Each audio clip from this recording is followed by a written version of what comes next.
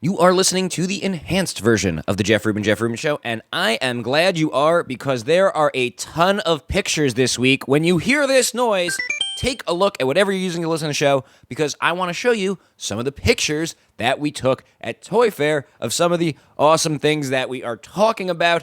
Tons of pictures in this week's episode. You are going to have a lot to brag about when you are discussing this week's episode of the Jeff Rubin Show with your idiot friends who are listening to the unenhanced version. And this is something I don't usually cite as an advantage of the enhanced version, but we're here, we're talking about it. Because of this rambling explanation, the enhanced version, it's about 30 seconds longer than the unenhanced version. So that's something else you can gloat about when you're bragging about listening to the enhanced version of the Jeff Rubin Show with your friends, with your family, your loved ones, your pets, whoever you are talking about the show with, whoever you are bragging to. That's a great thing to bring up. I mean, the people listening to the unenhanced version, they didn't hear this at all. Can you even imagine what that must be like? All right. Let's start the show.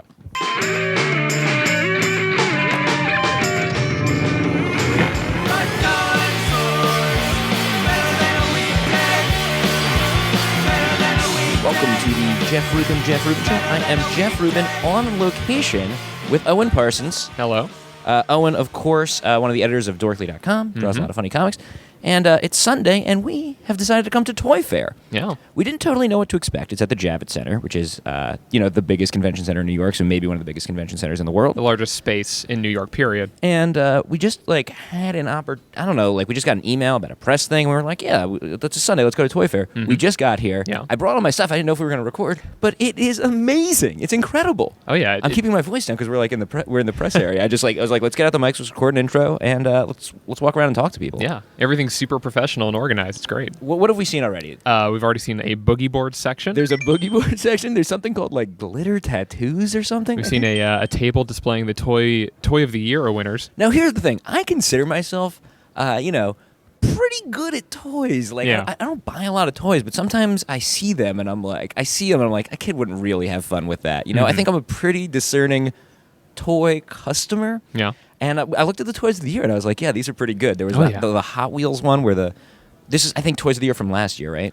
And no, I think they're 2012. So there's the Hot Wheels where the wheels, the track goes on your wall and you can buy different parts of it and put together a large track. It says on the box, a lot of adult assembly required. Did it say a lot? Yeah. What was the other ones? The Lego Ninja thing. Lego Ninja set. That looks sweet. And Ninjaga. Oh, the Angry Birds board game where you can actually fling birds and knock things down. Yeah. And this is we just got here. Yeah, Angry Birds actually won Property of the Year. I've never played that Angry Birds board game, but it makes sense that'd be a lot of fun. Yeah, totally. Knocking things down. All right, so we have absolutely no plan. I don't know what's going to happen. Owen said he wants to see the Lego thing. Obviously, we're going to go see the Lego thing. And we're going to walk around. We'll try to talk to some people, and let's see what happens. Sounds good. Hey now kids, come gather around. See what just skipped into town. So skip it. Do run, do jump, do hop, hop. Skip it.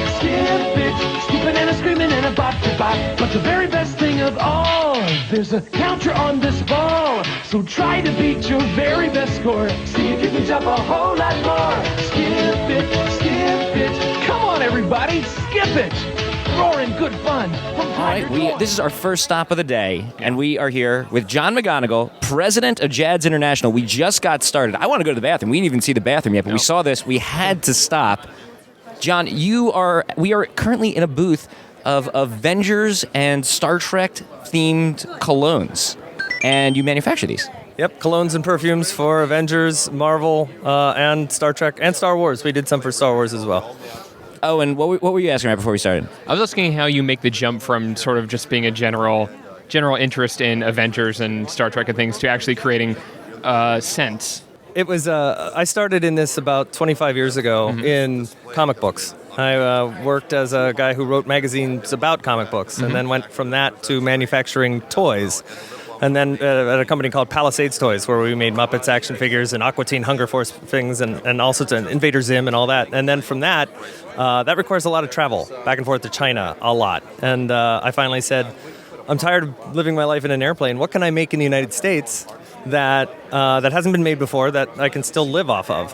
And I wrote it all down and said, wow, look, fragrances can fit that bill, and nobody's ever made fragrances based on characters before. There's a huge industry on celebrity fragrances, like your J-Lo's and your Sean Johns and Justin Bieber's #1 selling celebrity fragrance last year. But nobody's ever done it based on a character. And I said, well, if nobody's done that, then we have to see if this works. And we made a fragrance based on Captain Kirk, because everyone wants to smell like Captain Kirk. Now, is that the shirtless Kirk or the Tiberius? Tiberius was the first, and that's hands down our best-selling Star Trek fragrance. I work very hard on that one to make sure it invokes a feeling of Captain Kirk. All of our fragrances. Somebody just a moment ago said, "Oh, but who wants to smell like the Hulk?" And I said, "No, it's not. It's not designed to smell like that character. It's to help you strengthen that bond to that character on a personal level. To embody like the essence of that character. Exactly. So what does Hulk smell like? It's kind of an earthy, wet, mossy cedar fragrance. At least that's what this fragrance smells like. But the fragrances are designed to help you feel closer to that character and to be as much of a dork as you want to be. If you're walking down the hall and somebody says, "Hey, you smell nice," you can either say, "Oh, thanks," or you can say, "Well, I'm wearing shirtless Kirk. Thank you," and just then let them know how much of a fan you are. I'm wondering what else went into some of these characters. Like, what does the Iron Man scent evoke? Iron Man is actually a very sophisticated type of rich, cool-smelling guy. It was some of the guys in the office were like, if we're going to make it an Iron Man, it has to smell like booze and oil. And and I said, right, but Marvel won't approve that. So let's focus on what it is, what's cool about Iron Man, and the fragrance itself does a very good job of evoking the feeling like you are much cooler than you really are. Do you have a dream scent you want to do, like a character that you'd love to make the scent for that you haven't done yet? We are. I said before we made the Star Wars stuff. We made that for Celebration 5 for their show, the Orlando and the Slave Leia. At that time, we were working on a fragrance for Han Solo that may surface again at the next show, but called Echo 7. So I'm hopeful that one will come out. I love the fact that the Lando cologne, or is it a perfume? It's a cologne. I love the fact that the Lando cologne has its own cape on the bottle. That's amazing. A lot of the bottles, like the Slave Leia one, has a bit of flair to it. The Star Trek ones, the Ponfar, which I'm so sad I know what the Ponfar is a reference to. We'll leave that one hanging. Slave Leia's kind of got a chain, so it seems like there's an aesthetic quality to the bottles too. I've never bought cologne before. I don't know. That's probably like obvious for all cologne. The names here, the names on the Avengers clones, like Patriot for Captain America and Smash for the Hulk, they sound like colognes you would just find in the store. But the fact that they connect with these characters is very cool. Mostly cologne, no perfume. Or Slave Leia's probably looks very feminine. Slave Leia is a perfume. Black Widow from the Avengers, the character made popular by Scarlett Johansson. That's debatable. Yeah, well, right. Where can people go if they want to smell like these characters? The Avengers line ships out to retailers in March, so it'll be on the shelf in April before the movie. We're in the process of shoring up exactly who's carrying those. A lot of online players will have it, but on this particular line, there are a couple of drugstores, national drugstores, as well as places where you buy movies, DVDs and Blu-ray will have these as well. The Star Trek stuff is all over the place. You can find it just about anywhere. This is our first stop at ToyFair. I didn't expect to. This is not what I expected to see. This is not really a toy per se. No, but it is the same market. Yeah, that I believe. Definitely, it's amazing. John, thanks so much for talking to us. We're going to check this out. Mm-hmm. No problem. Thank you. You creeping? Oh, I'm so creeping and crawling. Creep attack! Creepy crawlers! It's the Creepy Crawlers Bug Maker. You can create a creepy insect army of goo-filled crawlers to smash and splat. Grind them up with the Creepy Bug Grinder. Then make them all over again. Creepy crawlers go splat and splat! Epic splat! Creepy Crawlers Bug Maker, Grinder, Smasher, Molds, and Refills, each sold separately. We're here with Adam and Amy Fazakerly. Did I get it right? Fazakerly from Lay and Go LLC. Describe what you guys have made here. And keep in mind, no one can see it. We're going to throw in some pictures so some people can see it, but not everyone can see it. So what is this? No problem. Well, Lay and Go is a activity mat. We have an 18-inch version and a 5-foot version. And if you can imagine, kids get to play with things on one plane just like they're dumped out. But when it's time to clean up, it just zips up into a backpack or a little handheld bag in the 18-inch model's case. And cleanup is in seconds. Kids can play for hours. So it's a little like zone for kids to play in for like all your Legos, and then you just cinch the whole thing at once. You ever get the kid accidentally just in the bag? Well, you know, we say don't put the kid in the bag, but the best part about it is it doesn't work with just Lego. Whatever the kids are playing with at that time, you know, it's great for girls, boys, and whatever activity that they really want to put their toys into. It's really designed to contain the mess, and really the project was driven by Amy, she's our wonderful CEO. Amy, is that true? That's true. How did you get the idea for this? I got the idea because I have 3 boys and too many Legos, and I got frustrated with the bins and baskets. They would just dump them out, and I was using an old sheet or a tablecloth, and neither were working. So I said, why is there not something on the market that can address the storage and the cleanup in one? And hence, Lay and Go arrived. So here's my question. I'm a kid. I'm playing with it. You tell me to play with all the Legos there. The first thing I'm going to do is start playing with some Legos immediately outside the mat. Has that come up yet? You know, we made it over 5 feet so that they could spread out all the toys and really keep them on the mat. Now, sometimes they'll build next to it, but it's really easy to pick up one built piece and throw it back on the mat, then pick up 8,000 pieces that aren't on anything. Well, we also product tested the sizes. We found that if you go down 1 foot less, all of a sudden there's this sprawl of toys. Kids feel a little bit like it's not enough space. You also can't tell kids how to play. And they actually use it as a target.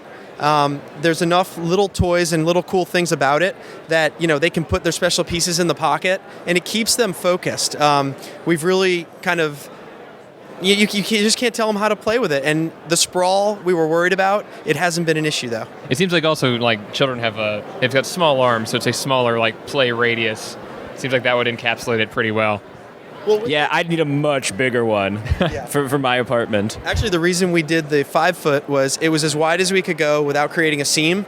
So the whole idea was create a multi-generational storage unit like these multi-generational toys, the great ones that your parents passed down to you, that you passed down to your kids. Yeah, I'm seeing one of those Lego horses in there, and it's really bringing the horse specifically with like the slot for the dude's legs is really bringing back a lot of memories. There is more nostalgia in these bags than you could imagine, and you know we didn't bring the real great Lego that we have at home. We just kind of brought what we could, and but adults connect with it, kids connect with it for different reasons. But I think that there's the common thread is it's great for the kids because they like playing with it, and they get to use the toys that sometimes parents groan when they ask to put out, and the parents love it because it is literally play for hours and clean up in seconds. We also like to say it's a cinch, literally. Oh, that's good. You guys have done this before. Where can people get Lay and Go? Currently, we sell them at layandgo.com. And we also have some great strategic online vendors and some retail vendors. But the best place is layandgo.com. They can check out the videos. They can really kind of get a feel for who we are, our personalities, why we did what we did, and the quality of the product. Yeah, it's something once you see, you're like, yeah, obviously that should be an invention. It's a no-brainer. Layandgo.com. Thanks for talking to us, guys. Thanks so much. Have a great day. If you want to win the game, you gotta take good aim and get the most marbles with your hippo. Playing Hungry, Hungry Hippos. Hungry, Hungry Hippos. Hungry, Hungry Hippos is the name of the game, and whose ever hippo gets the most marbles wins. Playing Hungry, Hungry Hippos. Hungry, Hungry Hippos. I win! Hungry, Hungry Hippos from Hasbro. We are here with Karen Globus, a designer for Jazzwares Toys. Thank you for being here, Karen. Hi, thanks. So Karen, what exactly do you design for Jazzware? I work on electronics and plush, licensed electronics and plush throughout the company. So I would assume that you'd get one type of person to work on plush toys, one type of person to work on electronic toys. It seems like two different skill sets, but it's one thing? Well, usually when you're working on a license, it's best to know the license as a whole, and in some cases we have both electronics and plush for our licenses, like Sonic, and knowing the brand is really important when you start designing properties. So what licenses have you worked on? I've worked on Sonic, WWE, Adventure Time, Star Wars. These are some of the heavy hitters in the toy world. These are great. Which was your favorite to work on?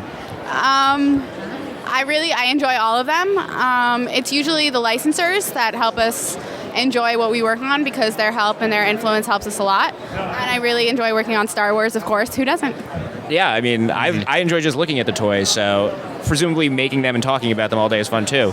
Now, for something like Star Wars or WWE, were you into that before you started working on the toys, or did you get the assignment and then have to start researching that world? For me personally, I've had to do a lot of research. Is that fun? Being like, uh-oh, I guess I got to learn everything about Star Wars. It's been really great. Was there any license you knew before you got into the toy designing, or?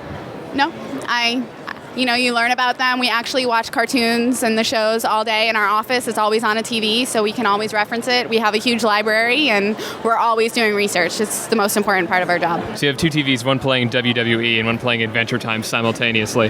One TV. Okay. And we constantly change it. But two TVs, that's a great idea. I'll have to bring that idea back to the team. I like how the Star Wars, we're in your booth, and this under the Star Wars side, it says one of the highest grossing film franchises. You know, Star Wars. You guys have heard it. It's a very popular thing. So what's going on in the world of Star Wars? In the world of Star Wars toys.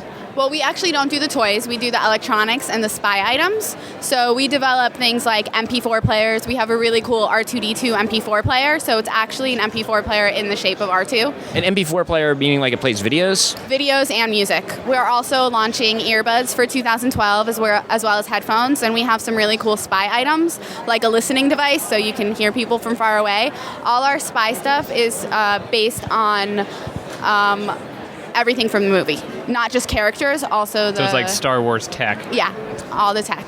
Now, Owen, I know I like Adventure Time, but I'm Owen a over big here Adventure is a Time fan. huge Adventure Time fan. So I'm going to ask for Owen's sake, what is going on with Adventure Time Jazzware toys? Well, actually, for 2012, we're going to be launching electronics as well. So earbuds, headphones, iPhone cases, all sorts of stuff. We launched a whole line for 2011, and it's been doing really well for us. We have everything from 2-inch collector packs to 5-inch figures to plush. The Slamacows are a great item for us. And for 2012, we're bringing on more figures, more characters, more plush, and the electronics. For something like Star Wars or Adventure Time, where it's liked by 7-year-old boys, but also by me and Owen, do you ever have to factor in, like, adults are playing with this too, or are you just working for children, and if we like it, that's a bonus? Well, we also think about if we ourselves like it, and we're kind of the older kids as well, so we always think about all age grades. How did you get this job? Did you go to make a wish to be big one day and then you woke up and become a toy designer? How does it actually happen? Well, I always loved design, and I started off in the ad agencies, and I wanted something a little bit more. And so I got into toys. WWE toys, what's new there? We do the electronics for WWE, so we do everything from alarm clocks with sound, and we recently got to work with them on some rock items for WrestleMania, which has been really cool. He actually reviews all the items himself. Oh, the rock items. I was like, maybe they're rocking, like, like the Marty Jannetty, but I'm just imagining the rock like stone-faced in a room by himself, just like judging the articulation on the rock figure, making sure. He reviews everything himself, so, that's pretty cool. Really cool stuff. This was a fun booth to stop at. You guys got Sonic, Mortal Kombat, all the big ones are here. Absolutely. All the big ones are here. We didn't even talk about Fruit Ninja, but there's a huge Fruit Ninja another big display. one for 2012. Fruit Ninja is an interesting one because there's no character for it like there's for Sonic or Star Wars, and yet it's still becoming the same kind of brand where it's next to Power Rangers and Adventure Time. Yeah. Well, we're not just doing fruit. We're creating characters for the fruit. Yeah, I see a lot of fruit with ninja headbands. Yeah, and we have the sounds from the game, the squirt sounds, and we have a light-up blade that actually makes the swoosh sounds. And I'm seeing you're standing right in front of it. There's an interactive game that's just Fruit Ninja. Is that what this is? Yeah, it's a Fruit Ninja. It's like an interactive game, so you basically have a console that you plug into your TV, and then you have a wireless sword, and you slice the fruit with the sword. It's a console for your TV that does nothing but play Fruit Ninja, and it comes with a sword, and it's awesome. It's great. Thank you so much for talking to us. Thank you.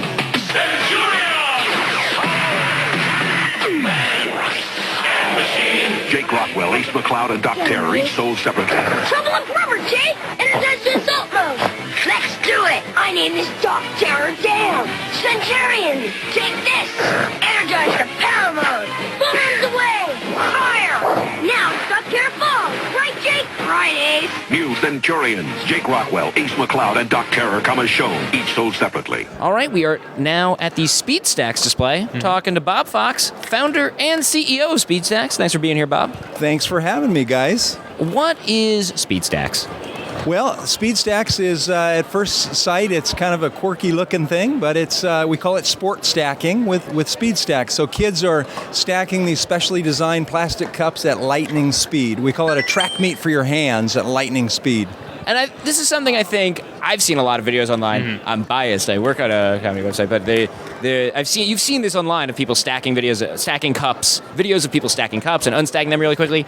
But what I'm seeing here is specialized equipment for that. Oh, yes. These are not just red Solo cups. That's exactly right. Although we've seen lots of people try with red Solo cups, but these are specially made for sport stacking. They've got holes in the cups to allow for airflow, and they're specially designed with grip and so on and so forth. And what are the mats that they're stacking on? Those look special too. Yeah, we call them a stack mat, and it's got an integrated timer so that you can set personal records and compete in competition. We have a World Championships, we've got a U.S. Nationals, and kids compete individually. They compete on doubles teams where one person's the right hand, one's the left. We have relay races, 2 teams of 4. Yeah. So it looks like you have to start by putting both your hands on a timer to register that you're starting, and then you have to return to the timer at the end of it. And this is a specialized piece of equipment just for speed stacking, just for timing it, like those chess clocks, but for speed stacking. That's exactly right. In fact, the Rubik's community uses all of our timing system for their tournaments as well, for speed cubing. Interesting.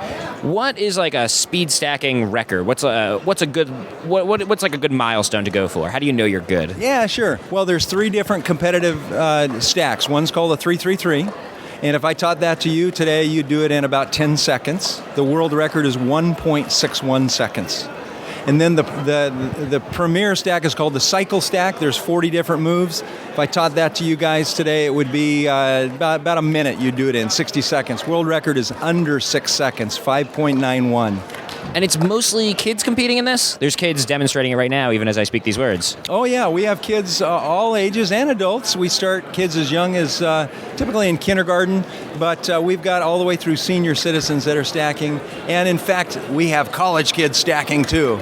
So are there separate leagues for different age groups, or is it sort of just like a general everyone's involved? Yeah, well, at our competitions, we actually have different age divisions that you compete in. So all the different ages can come to a tournament and compete in their age division. So we actually have an 18 and under division. We have a collegiate division, 19 to 25, masters and seniors divisions as well.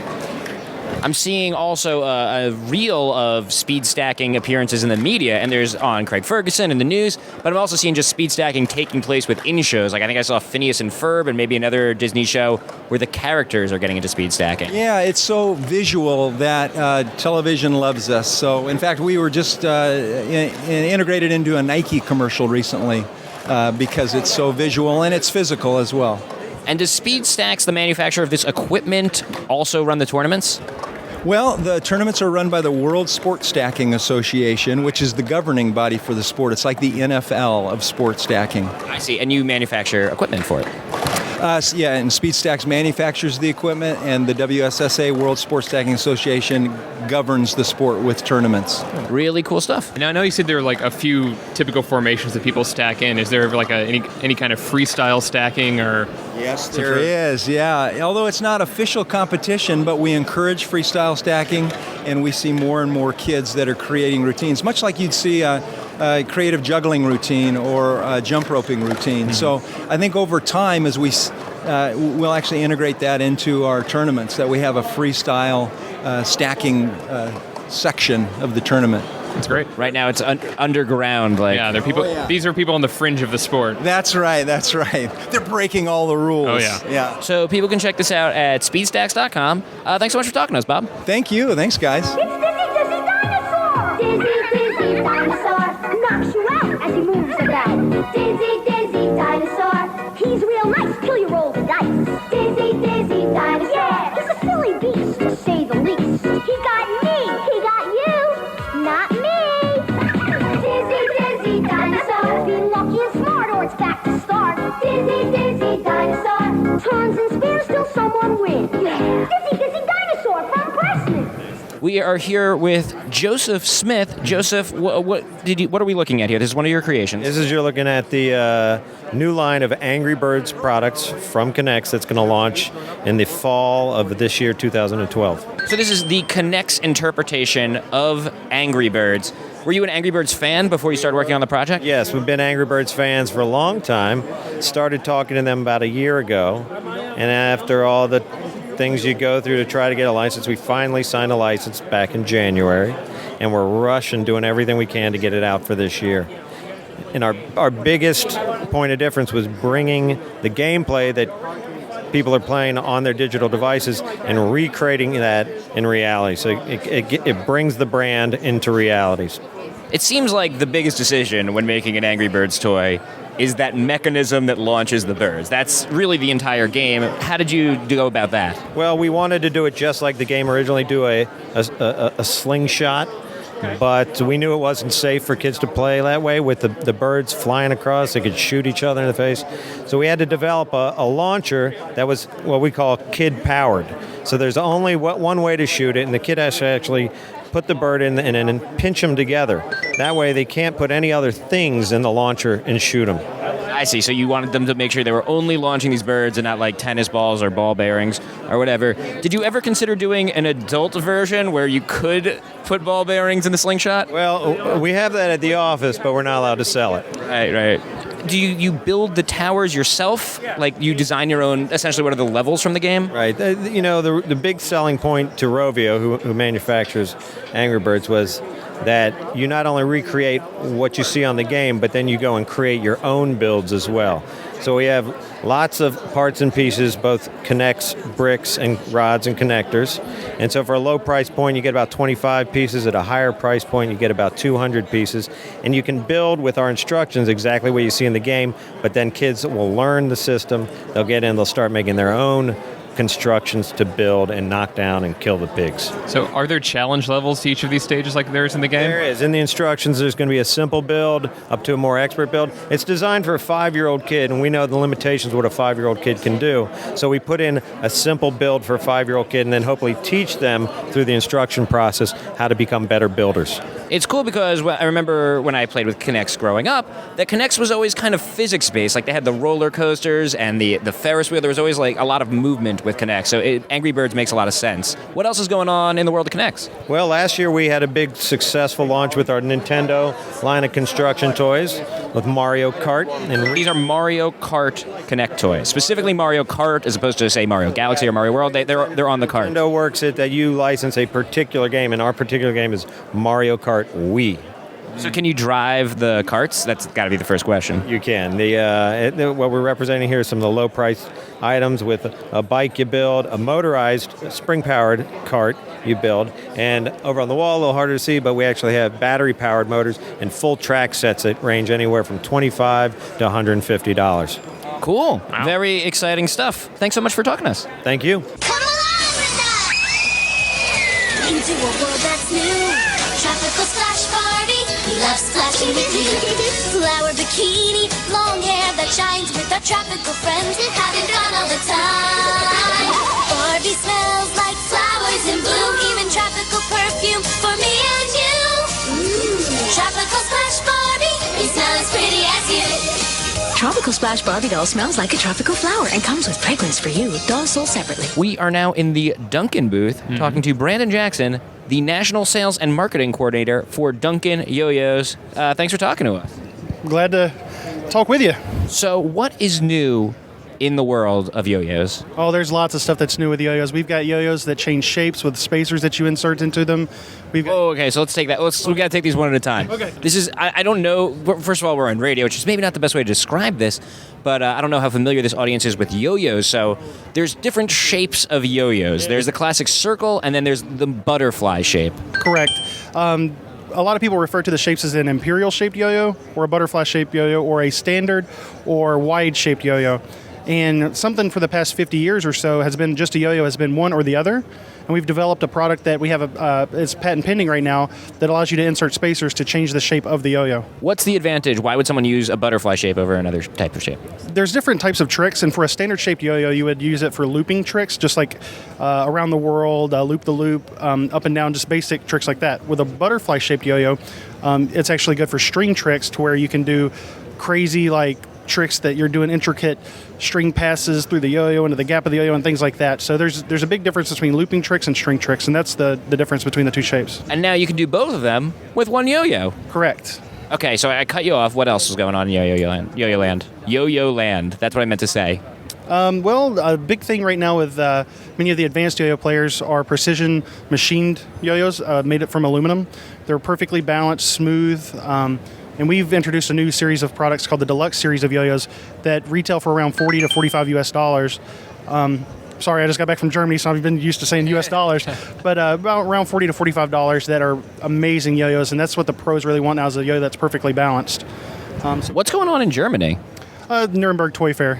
One of the largest toy fairs in the world, yeah. So yo-yos are popular just around the world? Oh, yeah. And there is the trick around the world, so yeah. Perfect. What else is going on? There's tons of new stuff here. So it seems Duncan's such a classic brand, and yet it seems like you guys are still innovating. Oh, definitely. We're mostly known for yo-yos, but we also manufacture juggling equipment, foot bags, spin tops, gyroscopes, and things like that. So we're anything you can do on the quad. Yes, exactly. We've got our yo-yos.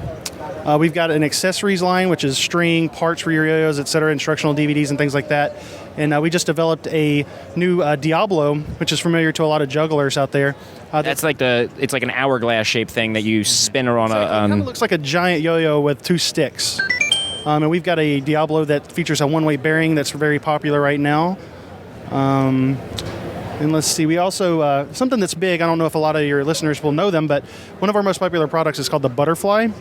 And that yo-yo is a fixed axle yo-yo that really spins for about 10 seconds or so. Well, we just updated that model with a ball bearing axle, which reduces all the friction from the string rubbing the axle, allowing it to spin for minutes at a time. So that's a pretty awesome product that we're proud of this year. Did you start working at Duncan before you knew anything about yo-yos, or were you a yo-yo fan that was attracted to the company? I grew up as a Duncan yo-yo player. I first played with my first Duncan yo-yo when I was 5 years old.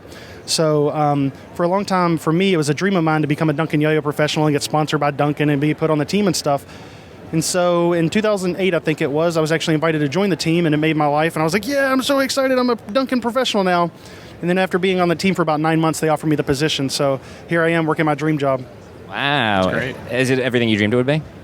Pretty much. It's pretty awesome. I'm curious about these counterweight yo-yos that I see displayed here. What's the difference between that and a regular yo-yo? Well, a counterweight yo-yo is a yo-yo that instead of attaching the string to your finger, you attach the finger loop at the end to a counterweight, which would be a small object like a canceled casino die, like a die with a hole drilled through it. And what that allows you to do is let go of the counterweight mid-trick and do aerial stuff and throw it around, almost like nunchucks. It's pretty cool. So there are moments where instead of tying it to your finger, there's just this like small, let's say dice-shaped weight just floating around. So there's moments where you might not even be in contact with the yo-yo. At all. And what's cool is you can even look on YouTube for things like counterweight yo-yo or freehand yo-yo, and you'll see the tricks that people can do with it. We also manufacture yo-yos that you don't even attach to the string at all. It's just, they're called off-string yo-yos. So you can throw the yo-yo up in the air, sort of like a Diablo, throw it 30 feet in the air, catch it back on the string, do maneuvers, and then bring it back to your hand, and it's not connected at all. Has YouTube done a lot for yo-yos? Because it seems like a great way to show off yo-yo tricks and learn from the best and see new things that you may have even never thought of. Well, up until about 1999, yo-yos were all being taught by trick books and old VHS tapes. Well, in around 1999 and 2000, when the internet started taking off, people started making instructional videos and putting them online. And when people could just easily watch these videos without having to pay anything for them, the knowledge was free, yo-yoing blew up. And since then, with the popularization of YouTube growing out of control, people can create instructional videos for free, put them online, and it spreads because kids get on there for free, learn the tricks, and it just keeps on progressing. And so those kids that learn eventually put their own yo-yo videos online, and it keeps growing and growing just because of YouTube, actually. Do you feel like the availability of all those different YouTube videos and tricks and things to sort of raise the bar for what constitutes like a yo-yo professional? Definitely. Not only because of the instructional content, but because now you can actually watch yo-yo contests in different states and countries that before, if you weren't there, you didn't get to see it. So now kids are watching a contest. For instance, a couple weekends ago was the European Yo-Yo Championship in Prague, and a kid in, Tennessee can watch the champions in Europe competing against each other, doing the hardest tricks that they can do, and then the kids will actually learn those tricks that those competitors were doing, and it's pretty cool. Really cool stuff. That's great. If you could only have, do you have I was going to ask if you could only have one yo-yo, but I'm just assuming you have like a suitcase full of them and you choose the appropriate one for the occasion. Oh, I've got tons of yo-yos, probably well over 500. Oh my God! What is there one that if you could only have one yo-yo, your desert island yo-yo? My desert island yo-yo. Well, we manufacture a yo-yo called the FH0, and it does come with the counterweights, and it's the perfect shape that I like, so that's my favorite, the FH0. It seems like the 2-in-1s where you could change the shape would be an ideal desert island yo-yo too. Is it? It could be, but it depends on the player. A yo-yo player will have a preference of one or the other, string tricks or looping tricks, and I'm more of the string trick kind of player. It's cool because Duncan, I keep saying this, but it's got to be one of the more classic brands on the floor here. I noticed on your badges it said you've been here at ToyFair for something like 18 years. Is that right? This is our 18th year at ToyFair here in New York, but our brand was founded in 1929, so we're 83 years old. And it's cool to see that you're still innovating the classic yo-yo. It's not done yet, and maybe never will be. Pretty much. Yo-yos are always evolving, and it seems like such a simple toy that's just up and down, but you've got technologies now. We're making yo-yos out of plastic, wood, aluminum. We even have a yo-yo that retails for around $450 called the Freehand MG, which is machined from magnesium. And I mean, you've got different materials, different response systems, different parts, different styles. The yo-yo keeps on evolving, and it's pretty cool. How many $450 yo-yos do you sell? We do them in very limited runs of about 200 a year. So I think so far we've sold maybe around 800 or so since we made those. Yeah, it's cool because I think the other thing people don't realize about yo-yos is what a high-end, that there's these high-end yo-yos and like these $40 and $50 yo-yos, and it's not just a kid's toy. Yeah, I love that it's this combination of these very high-end, very fine-tuned pieces of equipment, and at the same time you're modifying the FH0 so it has lights, because lights are really cool. You got the skulls on the counterweights because it's also like a fun toy. Well, you've got a kids market of a beginner that's never even touched a yo-yo. You've got the players market to appeal to the yo-yo players that are established with yo-yos and tricks and things, so they just want to buy something better later. So we've got, that market, and then we also have the pro market, and then the collector's market. And that $450 yo-yo, it's an amazing playing yo-yo, but it's more for the collector that wants to say, hey, I have a $450 yo-yo. Yeah. It's cool stuff. Duncan Yo-Yos, thank you so much for talking to us. You're welcome. Dragon Blaster.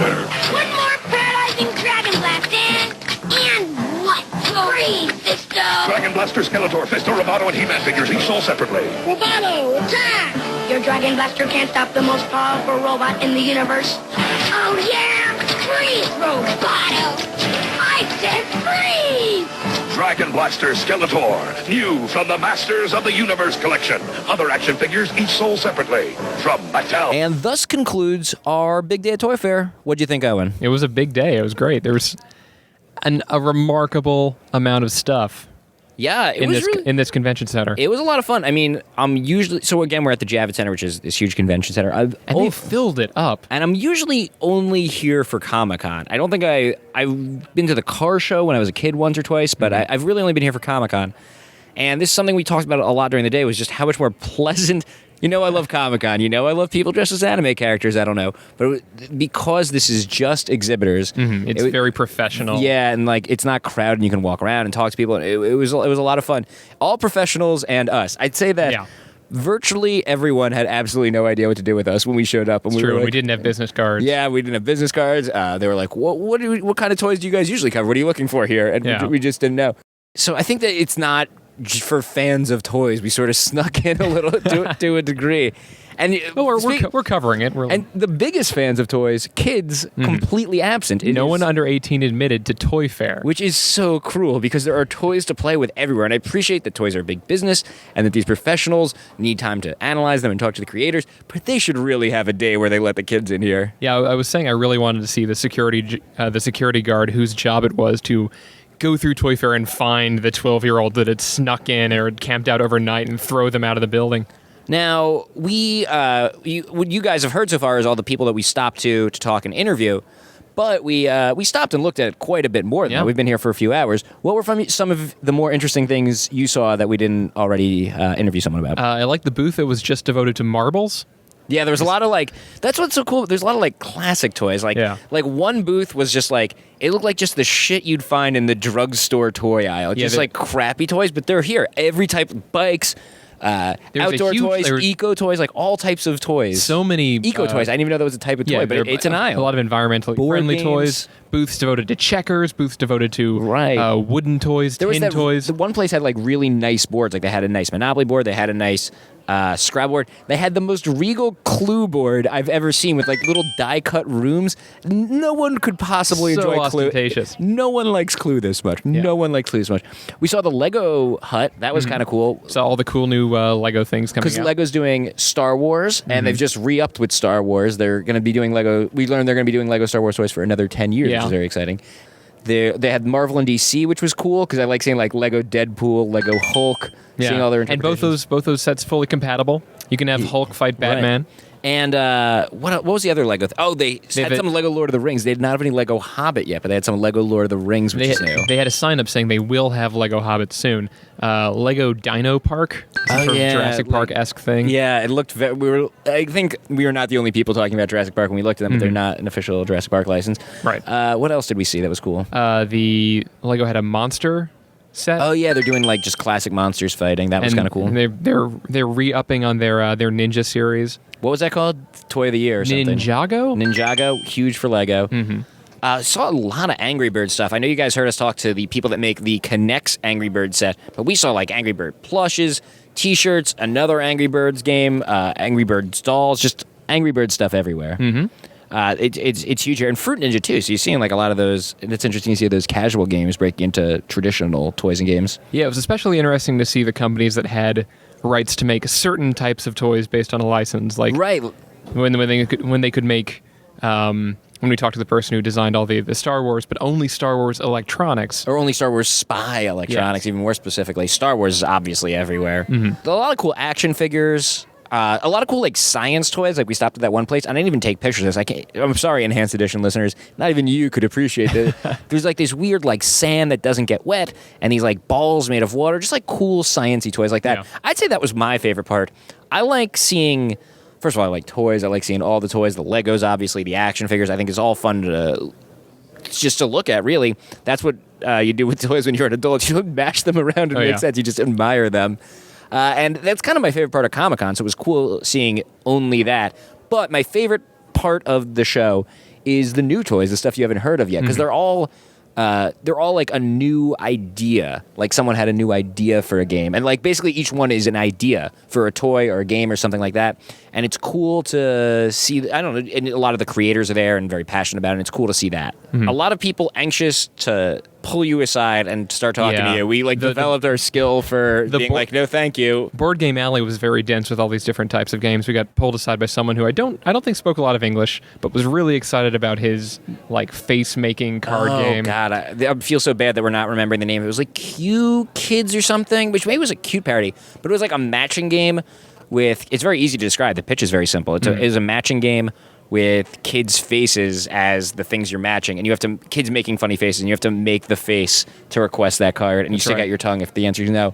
So as much as I didn't want to be there and go look at other stuff while we were playing it, I have to admit when I when I was do you have any of these, and I stuck out my tongue, it was kind of fun. I couldn't help but smile a little bit. They had a karmic board game. Yeah, we talked to the karmic people. They made a game about karma. It's just a lot of interesting ideas, just new types of things. One cool one.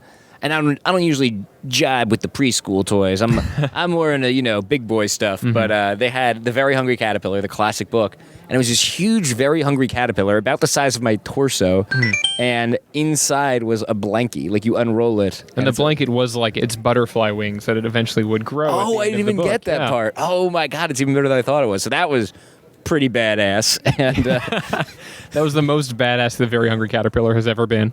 A lot of candy. We ate. There was one thing where there was like a bear-shaped fondue maker, and I was like, "Do kids really want to make their own fondue? Is that something they're requesting?" But you know what? It wasn't bad. Well, if a toy is going to introduce your child to fondue and the art of fondue making, it might as well be a cartoon bear. And you got a hint of this with the yo-yo guy, but a lot of like kickaboos and like different like games being done. Fushigos. Yeah, and like yo-yo type toys, juggling toys being played by a lot of people like who are good at them. A lot of high school interns or college interns who had been trained, who had like received a 1-week trainer course on how to use this particular toy. Now that I think about it, and we didn't talk much about the kids that were at the cup stacking thing when we were at the cup stacking thing, but I think those may have been the only kids I saw all day doing the cup stacking thing. Those kids demonstrating. They were at work. I believe, and they were very serious. I believe that was in violation of some sort of child labor law. They did not look like they were having fun. I'm sure they were having fun. I'm sure they were, just because stackers is very nice to them, but it was not play. It was very serious and competitive. They had clearly been there stacking cups all day, and they're somewhere stacking cups even now. So tons of cool stuff. I would love to come back next year. We really like came on kind of a whim, and I didn't know if we'd enjoy it. But as soon as we got here, I was like, we got to record. This was amazing. Owen, thank you so much for joining me on this adventure. Any other last second? I feel like we saw so much. I know we're forgetting something. Any other last second toys we should talk about? I like that suction cup bow and arrow was cool. Oh, and the marshmallow guns. There were these marshmallow guns. I wish we had a video cam. This whole thing would be better as video. But this is a tough one for the podcast format. But they had marshmallow guns. They had marshmallow bow and arrows, marshmallow double-barreled shotguns, and the marshmallow guns were good. Like it shot like when I fired that first blast. It had obviously not a lot of kickback. No one got injured or anything, but it had a little more oomph than I thought it would. No, it like a little cloud of compressed air came out when you fired that into the ceiling. Also, the marshmallow people, very lax attitude about where you shot the marshmallows. A lot of firing them into the ceiling, and you could reach the ceiling of the Javits Center with some of the big ones. Yeah, there were a lot of marshmallows. They come down in other boots. They didn't seem to mind. A lot of marshmallow stains on the ceiling of the Javits Center. So that was a cool one. That and the race car that was powered by like Diet Coke that you would shake up and attach to the race car and open up. Yeah. Really added to like a theme of just wasting food. We've got so much food, we're literally playing with it. Really cool. Owen, thank you again. I don't know, anything else? No, I mean, this is great. Awesome. Thanks again, Owen. Thank you. Let me begin this outro by saying that if you are interested in any of the toys or products or fragrances that you heard about in this week's Jeff Rubin Show, I'm going to post links to all of them on my blog, and I'm going to include a link to that posting in the info for this file, so you have no excuse. Also, I realized when I went back and listened to this episode that because we were in the press area and we were trying to keep our voices down, we were trying to rush, that I just kind of breezed right over introducing Owen. So if you're not familiar with the work of Owen Parsons, he works at College Humor and at Dorkly, where he writes a lot of the Dorkly bits, as well as the Dorkly comics, and he illustrates them. And he's fucking awesome. Thank you so much for coming on this adventure with me, Owen, and thank you, listeners, for coming on this adventure with us. This was a really fun one, and we have another fun episode coming next week. I probably say that every week, but it's so true. I mean, I pick the guests, so I always think it's going to be fun. But next week, I think you guys are going to be on board with me. We're going to be talking to Oren Brimmer, who is a producer at The Daily Show. He produces a lot of the field segments with the correspondents where they leave the studio and go talk to people, and we're going to be talking about how they do that. Really looking forward to that. It will be up on Tuesday, and I'll let you know. I'm going to go a step further and remind you that it's up, but I need you to do something first. I can only do that if you follow me on Twitter, where I am at Jeff Rubin Show, on my Tumblr at jeffrubin.com, on YouTube at youtube.com/jeffrubin, or on my Facebook fan page. Thanks again for listening, everybody. You have absolutely no idea how much I appreciate it. I will talk to you more next week. Bye.